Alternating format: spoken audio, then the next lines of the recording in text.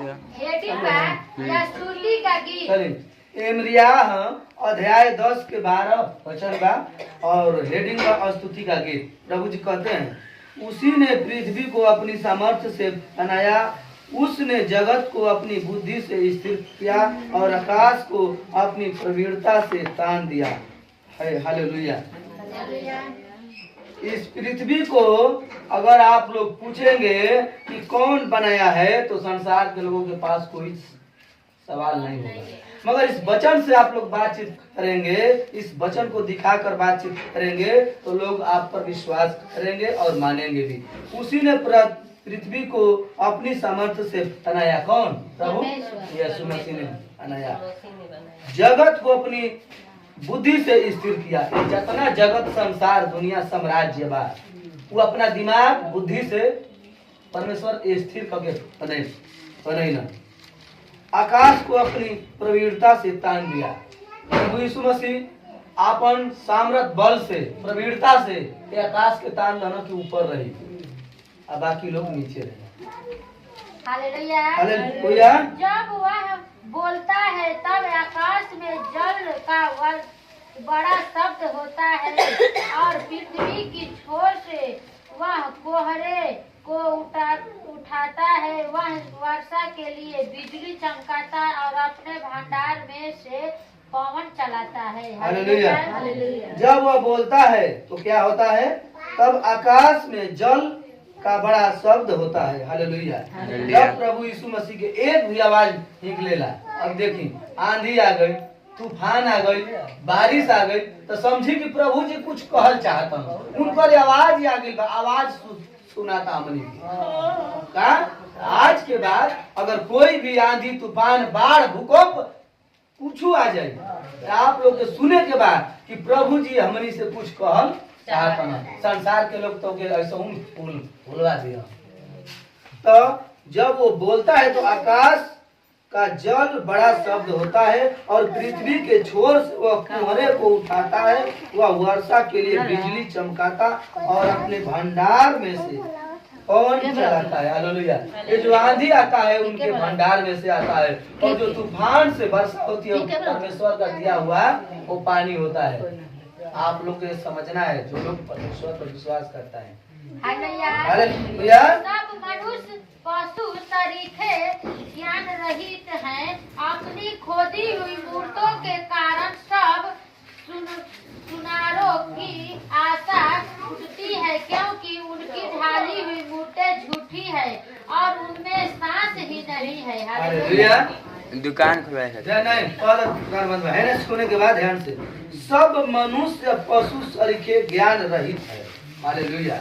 मनुष्य जितने पृथ्वी पर हैं उन सब को सब ज्ञान रहित है, लेकिन वो क्या है? पशु के समान सब संसार के लोग हैं।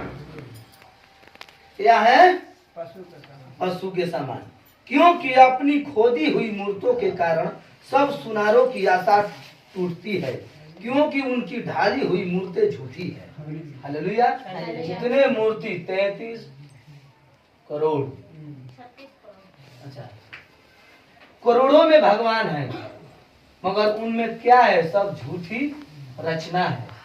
हकीकत कोई रचना नहीं है, क्योंकि उनकी ढाली हुई मूर्तें झूठी है और उनमें सांस ही नहीं। सांस है? कोई मूर्ति नहीं। लेकिन वह मनुष्य को जिसने बनाया उसको भूलकर अपने ही हाथों से मूर्तों को बनाकर उस पर विश्वास करने लगे और परमेश्वर उन लोगों को नाश करना शुरू कर दिया है और पहले से भी हो रहा है। नूह के समान में भी हुआ।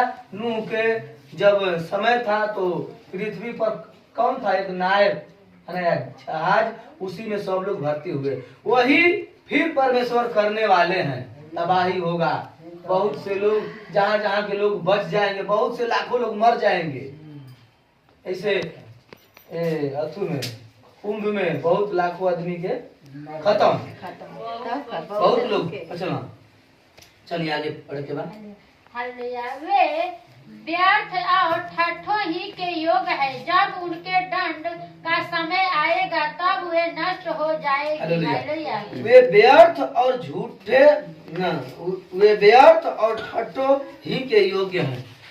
देखिए, जो प्रभु यीशु मसीह पर विश्वास नहीं करते हैं, अपने हाथों से बनाए हुए मूर्तियों को पूजते हैं, तो क्या है, वो ठट्ठो करने वाले लोग हैं, यानी हंसने वाले लोग हैं, मजाक करने वाले लोग हैं, किसी को भय विचार करने वाले लोग हैं।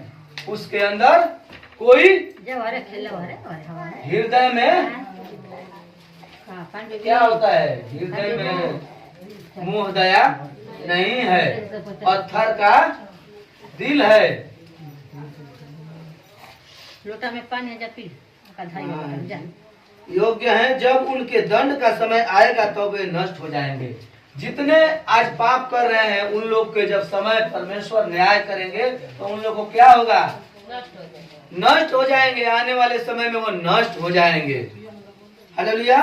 लास्ट वचन है, परंतु याकूब का निज भाग उनके समान नहीं है, क्योंकि वह तो सब का सृजनहार है और इस्राएल उसके निज भाग का गोत्र है। सेनाओं का यहोवा का उसका वचन है ना।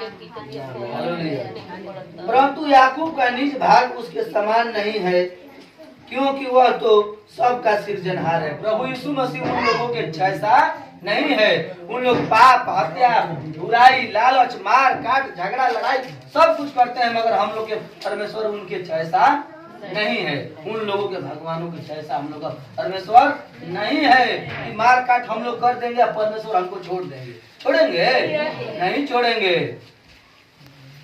हम लोग का परमेश्वर सबका सृजनहार है, जो पाप करते हैं उनका, और जो हम लोग धर्मी है हम सभी का सृजनहार है। और इस्राएल उसके निज भाग का पुत्र है, सेनाओं का यहोवा उसका नाम है, जो कि सबका न्याय करते हैं। तो वचन हुआ लास्ट। एक बात मैं कहना चाहता हूँ, जो हमारा महुअर में मिक्की माउस झगड़ा करके हटाया गया था, उस जगह पर डोली लगा था। परमेश्वर का वचन लागू हुआ कि जहाँ वो डोली वाला झूला लगाया, वो न झूला सेट हो पाया और न झूला वो चल पाया।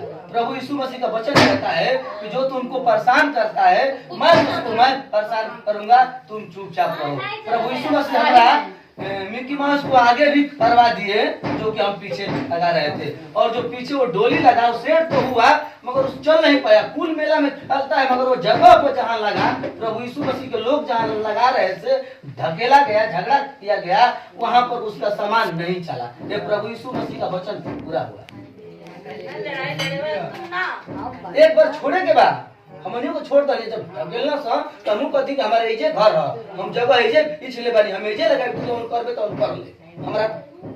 हमारा पास पूरा है, कैसा मेनिए तो बानी और दूर ले, मगर हम ना कहीं ढकेला छोड़ दे, लगा ले। फिर से मेरे ऐसा आदमी आइला तो हम हो गए नहीं आगे, और डोली उजला लागल सेटे ना भाई न चल बोला ओकर बाद बुद्धि, मगर हम जानते नहीं प्रभु यीशु मसीह को आशीष बा, एक से ना चल।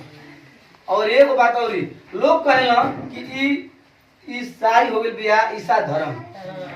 आप लोग न हिंदू बानी जा, न मुस्लिम बानी जा, न सिख ईसाई कुछ नहीं किया। आज से आप लोग ध्यान करा। बहुत से टोला में लोग कहता ना ई तो यीशु जी में हो गई, यीशु जी हम मियाँ हो वहाँ।